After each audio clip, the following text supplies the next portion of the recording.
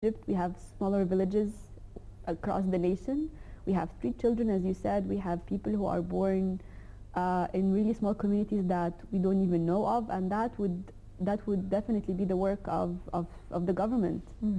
But the project mainly works on completing their process. They have birth certificates, but they don't have IDs, and they have to be women. You also worked on combating violence against women and sexual harassment, very two major issues facing women across the globe and particularly here in Egypt. So tell me more about it. Professionally and on a personal basis, I work with a lot of initiatives who work on sexual harassment. Definitely the focus has been within the past 2 years, and I want to really focus on the difference between political harassment and the daily, everyday sexual harassment that I think every woman in Egypt has experienced throughout her life. Political harassment is the one that we see happening in public space, the assaults, the beating, and the harassments and the arrests of women for a political reason, and that's very clear. Apart from that, there is the daily harassment which comes from social, political, cultural backgrounds. The public is very negative. Women do not see where to turn to. There is no law, there is no police to support. Actually, there is a law, but there is a difference between the enforcement of the law and the law itself. The law is there, but it's not enforced. Till it's enforced, I cannot go and report a harasser and have him behind bars. It's up and there is a cultural dimension to this issue as well. Many women are afraid or feel disgraced to report sexual harassment. And harassers are very much empowered. I did a very small experience with a project that's a very cultural-based project. It's a street experience to see how the street reacts to harassers. And we went and disguised me and a friend of mine. He was a male and I'm a woman, and I was harassing him in the street. And surprisingly, the street was very supportive to me, the harasser.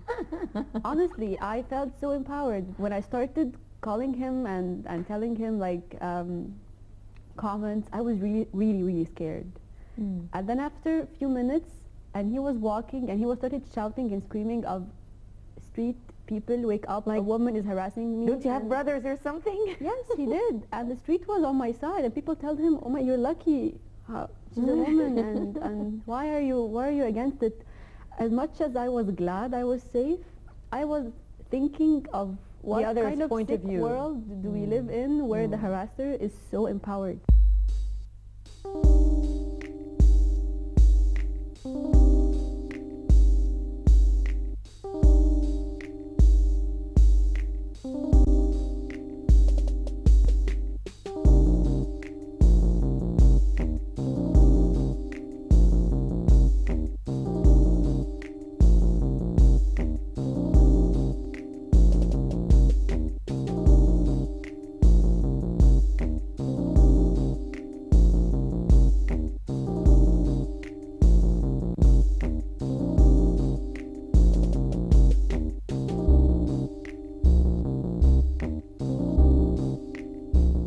You know something, Sally, before we started recording, I mentioned a meeting that I attended in the National Council for Childhood and Motherhood, NCCM, and you mentioned that you were there. Yes. So there was a statistics about violence against women. They were celebrating Girls' Day with UNICEF, and surprisingly, the result of the studies and the statistics said that many women believe that it's okay for a man to beat a woman. It's accepted. And they don't see it as a problem. They don't see it as something negative. Yes, our culture and our proverbs. If we go back carefully, I was reading a book on proverbs on women, and break her leg and break her arm and raise her and the everyday language of beating and abusing in general is really horrific. And I'm not really surprised by these numbers. They come from women who accept it. They come from families who raise their children to beat and abuse, verbally even women. It comes from, you are the brother, you beat your sister, you do whatever you want, you raise her. You go to your husband, and if we deliver you from your family's house to your husband's house, then he takes the lead on deciding everything that you have to do in your life, not just something related to being married. He decides everything. Rarely you meet a girl or a woman who has decided for herself everything. You live with your family and then you move to being married. And in between, there's nothing. Nothing. But do you try to raise awareness in this regard? I mean, since you go to Minya and you go to villages and... I try to understand Do you try to first. talk to the girls that this is not okay for your brother or your husband to beat you? It's something wrong. I try to understand first because I cannot be in her shoes. I don't understand how she was born, what kind of culture she was raised in, and what kind of education and background. So it doesn't make sense that I come and tell her what you're doing is wrong. I have to really understand where it comes from and what kind of experiences that she had. And I have been surprised that my experience is zero compared to what they see and what they do every day to go to school and to go to university and to leave the house and to have friends and to make choices. Our lives, at least my life, I can easily wake up and say to my parents, I'm going out and I have work. For so many women, that is a challenge, and that is an everyday struggle that they have to convince their families that they will be here at a certain hour, and they will do whatever they have, and they will commit to so many obligations to do that. Nevertheless, violence is still a taboo, and talking about violence or personal assaults is still very, very, very tough to do, not just in Upper Egypt and in Minya. So many women do not want to speak up about their own abuses, and that's why in this project it's through art and it's through community theater. It's through telling stories and asking the audience to pretend that this is another person and come and talk as another person, which makes the third party story easier to talk about.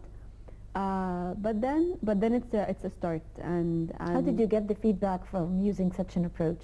It's really great. People, especially women, they are so emotional. They just don't stop. When you tell her, okay, thank you, 5 minutes, she's like, no, I want to keep talking. I want to keep on.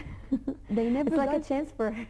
It's rarely that she gets the opportunity to come and speak to an entire village where everyone knows her and express herself, and no one can blame her because she's not talking as Ahmed. She's talking as Basma, the actress, for example.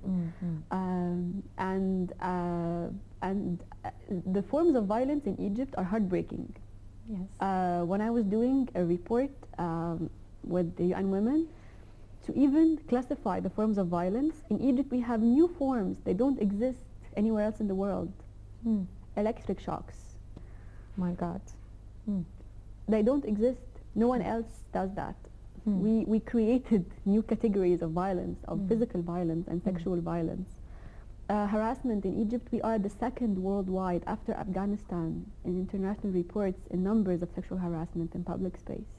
Afghanistan is the first, and numbers are not really, you cannot really rely on them because, as we mentioned, not so many women report sexual harassment. And there is no national studies. And there are no national studies. The oldest ones is 2008. Before that, no one studied harassment publicly and nationally. All of them were either reports or studies or PhDs or very small projects, very small scale projects. There is no attention. I understand we have really major problems facing Egypt, but still, if actually they are interrelated. I mean, of course, if women are afraid to go in the streets, if you take a deep look at what's going on, you can attribute all this to what's going on. I mean, they are interrelated. It doesn't make sense to me to differentiate between, okay, let's fix the country first and then let's work on harassment. If people are afraid to leave their houses and go to public spaces in general, how you expect them to express themselves? And how you expect half of the society to exist if she has to worry as a woman now. I have to worry about if I cross the street, there are two men, how I'm going to cross them, and there is a bike coming behind me. There is a cycle of oppression and suppression surrounding everyone. It's exhausting. It's exhausting. Sexual harassment is a daily exhaustion for a woman to walk in the streets and do that.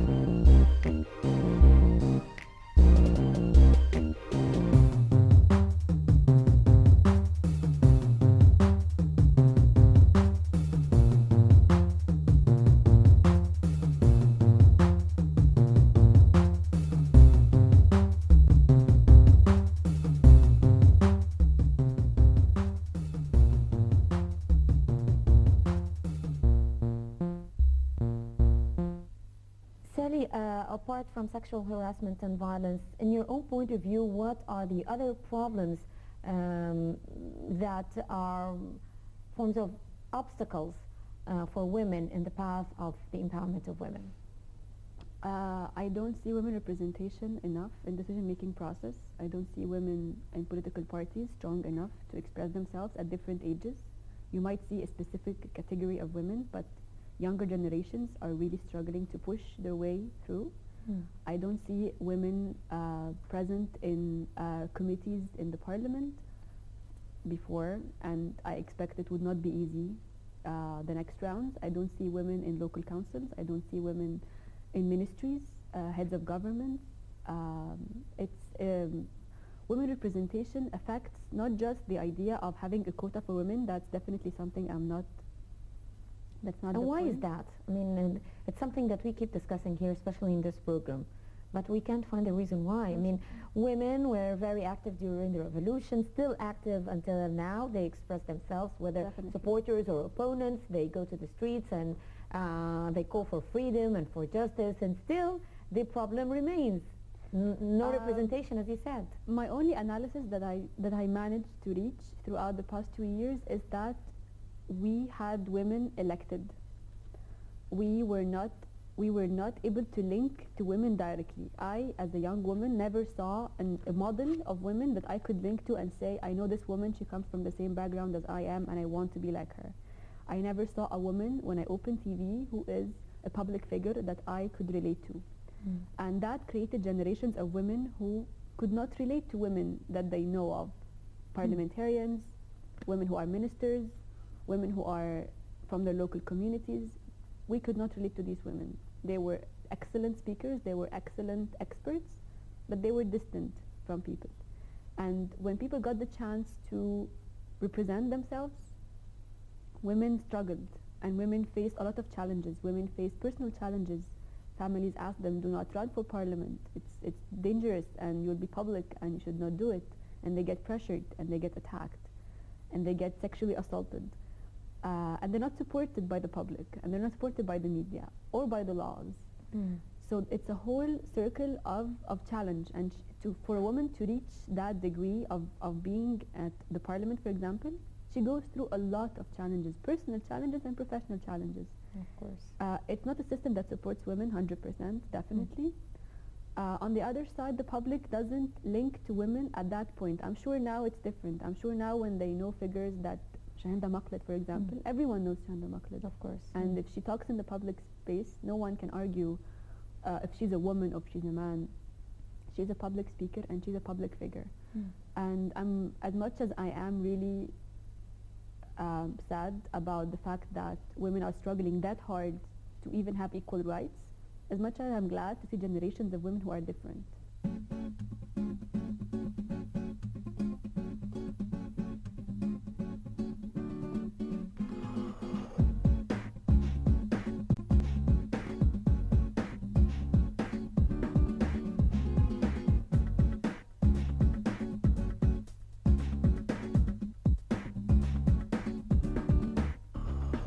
Let me add my voice to your Saly Zohny Youth Initiatives Associate at UN Women. Thank you very much for being with us today. Thank you.